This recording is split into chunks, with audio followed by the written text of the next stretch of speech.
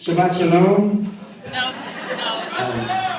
I try to get just a few people every once in a while. It's fun to do at your synagogue on a Tuesday. Just walk around. Hey, Shabbat Shalom. Hey. I also like at Jewish conferences to shout out David, see how many people turn around. This morning in the dining hall, I shouted David. All 6 men who were in the dining hall turned around. There's been some great workshops. You guys have been going to some great workshops. Yeah. I went to one at TV, doesn't stand for television, it stands for Torah values. That was a good one. Yeah, there's one on how to knit in a workshop while paying attention. That was really good. I went to a workshop called How to Go to Workshop, Get the Handout, and Leave. That was a good one. I didn't stay for that workshop. Evidently, there's a whole technique. See, what you're supposed to do is say, hi, I'm the only one from my synagogue, and there's many workshops that I'd like to attend, and I can't attend all of them, so is it possible to have your hand out, because I'm going to another workshop? That's the appropriate way to do that. I learned that because it's not what I was doing. I was going to a workshop saying, hi, it looked like a really good title, but you don't seem that engaging. But there's probably good information, so could I have your hand out? The person next door is giving out $10 if I stay for their whole workshop. Is that okay? Okay. All right. So my name is Avram, not Avram. It's okay, Avram. That's a Hebrew name. And what bugs me about having a Hebrew name is everybody wants to tell me about every Jew they've ever met. Hey, Avram, what is that? Hindi? No, that's Hebrew. Avram. Avram, huh? Avram. I once knew a guy named Joshua Himmelfarb. Do you know him? No, it. Oh wait, 5'7" from Brookline, Mass. Walks with a limp. Yeah, I know him. I guess we do all know each other. There's so many Jews here, right? I think there's over 400 Jews at Cage this year, right? That's great, yeah. Do you comprehend how many opinions that is? That's 322,000 opinions. Do you disagree with that?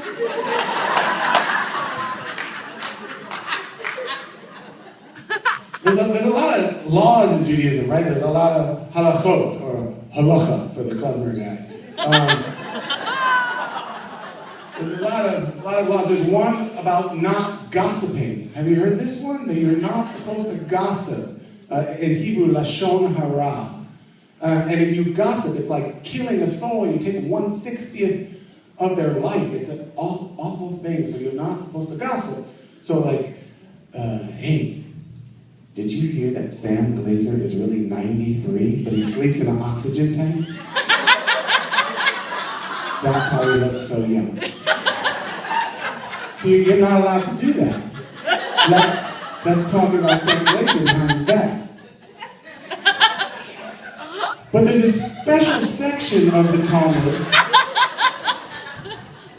It's in Tractate Baba Kama Sutra. And it says you are allowed to gossip if you say the phrase "benenu" before the gossip. Benenu is Hebrew for between us. So, between us, Sam Glazer sleeps in an oxygen tank. That's okay. I'm allowed to do that.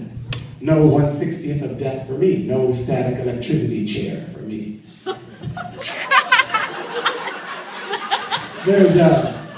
That's what I assume 1/60th of death is. A static electricity chair.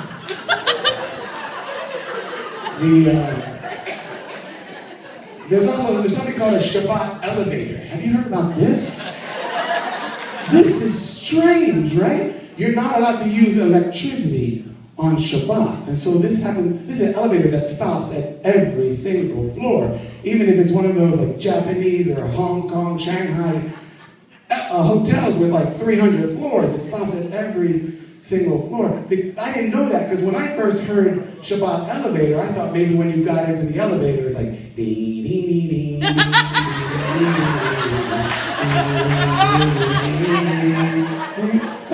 dee. but that is not a Shabbat elevator.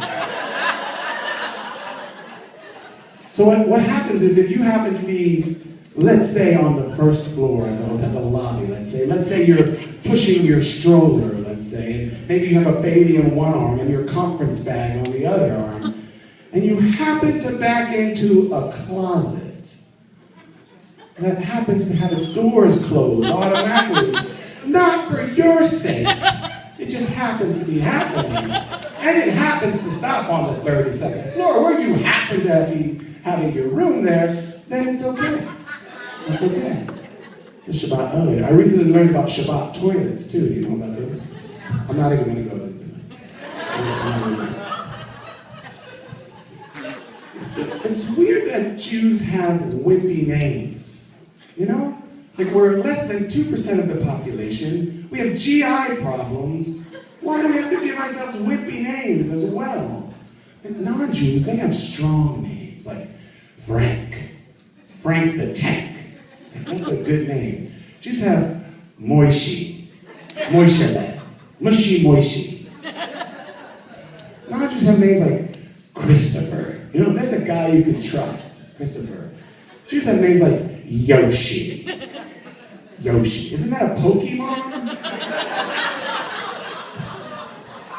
Non-Jews have names like, what do they have names like? They have names like Carlton. There's someone you want to be your class president. Carlton. Jews have names like Irving. Irving? Class treasurer. Maybe. But Israelis got it right? Israelis have strong names. That's right, the one Israeli claps. It's okay. Yeah, right. Alone. Someone you want to take you into battle, right? Eyal. You want to have a beer with Eyal, right? Yael. That's someone who has your back, right? These are great names. Unless you translate them.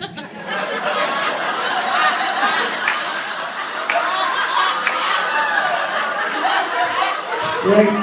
Then there's a problem. Alone, oak tree. Eyal, deer. Yael, mountain goat. Yes, this is my son, Alon. We just moved to America, so we're going to call him Oak Tree. He's very tall, but he's still growing. That's right. Hey, deer, you want to get a beer, deer? No, it doesn't work. Mom, I can't figure out who to go to the prom with. It's either Julie or Mountain Goat. Julie, Mountain Goat. I'm going with Julie. There's some cool Hebrew names. I'll take an applause break, absolutely.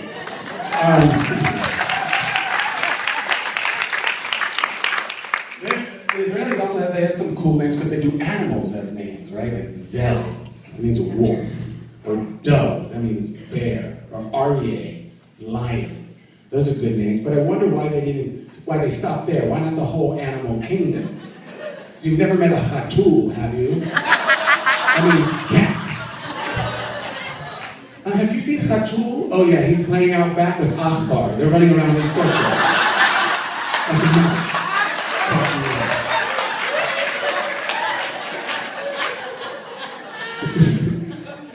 It's weird that Jews have to share the price of everything they buy. That's weird.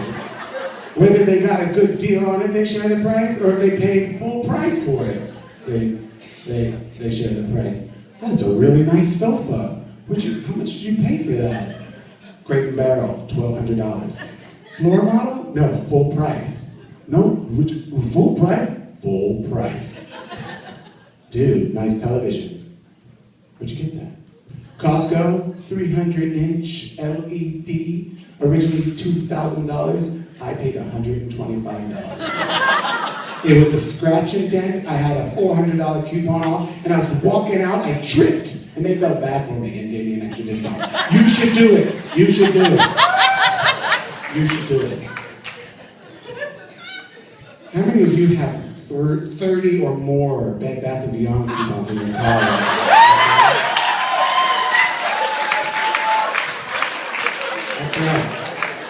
That's right. I don't understand why they don't ever expire. They don't ever expire. Right? They could just save a few trees and cut the price off the hand towel. It'd be better for the world. It's Kuno Alarm right there, Bed Bath & Beyond. All right, I'll close with this. It's hard for Jews to buy a car. First of all, we don't know anything about cars. And second of all, we don't forgive.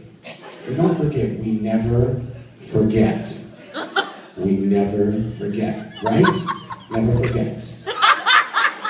We never forget. So we can't buy a BMW, we can't buy a Mercedes, and we can't buy a Volkswagen. Nazi. That's right.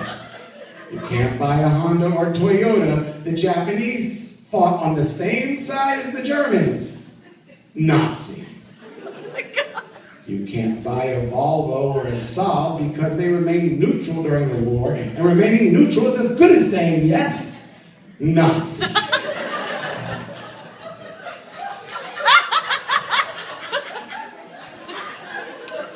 You can't buy a Ford. Ford was an anti-Semite.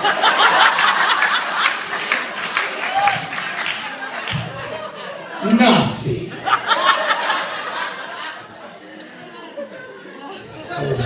What does that leave us with? Nissan. Nissan, you can't buy a Nissan.